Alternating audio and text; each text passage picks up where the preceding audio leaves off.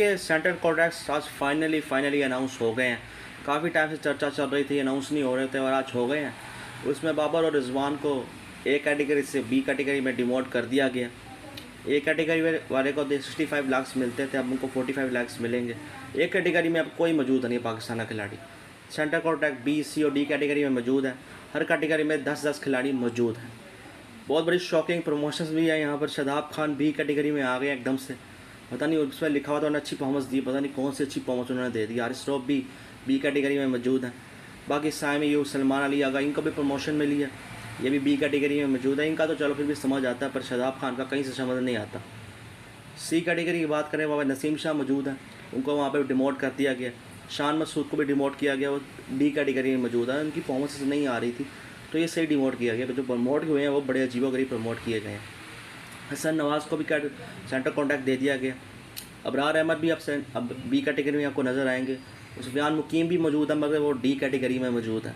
मगर जो सबसे शॉकिंग चीज़ ये है, जिनको ड्रॉप किया गया सेंटर कॉन्टैक्ट से, कामरान गुलाम, ये तो पाकिस्तान के टेस्ट टीम के प्लेयर थे, ओडिया में भी मौजूद थे, एकदम से उनको फारिग कर दिया गया। ओडिया से भी फारिग किया, आप क्या टेस्ट में भी निकलाएंगे क्या?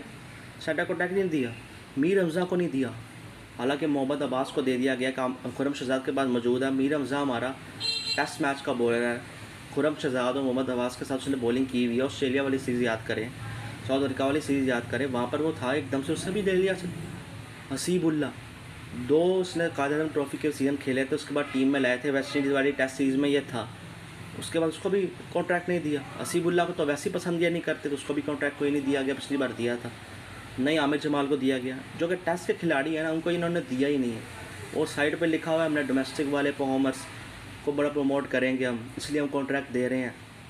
कहाँ पे दे रहे हो आप? उनको तो दे ही नहीं रहे, उनको तो ड्रॉप कर दिया।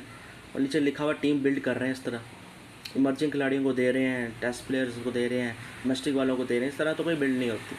सिवाय बाबर रिजवान को नीचे करने वाले फैसले के अलावा कोई चीज़ अच्छी नहीं लग रही। सेंटर कॉन्ट्रैक्ट जो बी कैटेगरी में होंगे उनको 25 लाख दिया जाएगा, 20 लाख के पहले मिलता था।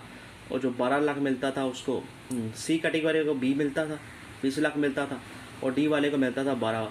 अब उसका 25 कर दिया और उसका 15 कर दिया। और बी कैटेगरी वाले को नहीं छेड़ा इन्होंने, उसका वही है 45 वाला। यानी कि बस उनका ही हुआ थोड़ा बहुत नुकसान, बाकी किसी का कोई ख़ास नुकसान नहीं हुआ, सिवाय जिनको ड्रॉप किया गया उनका। वरना तो फ़हीम अशरफ और नवाज़ को अब देखें, उनको सी कैटेगरी में प्रमोट कर दिया गया। तो ये बड़ी अजीबोगरीब फैसले हैं सारे के सारे।